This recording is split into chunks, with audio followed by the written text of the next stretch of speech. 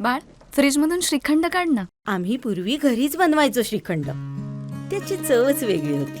आता काय सगळं रेडीमेड. आजी, हे श्रीखंड खाऊन बघ. आज तुझ्या आईनं घरीच बनवलं की काय? हे आहे गोकुळचं श्रीखंड. अगदी जिभेवर रेंगाळणार. जिभेवरच नाही तर मनावरही रेंगाळणार. गोकुळ श्रीखंड, मनावर रेंगाळणार.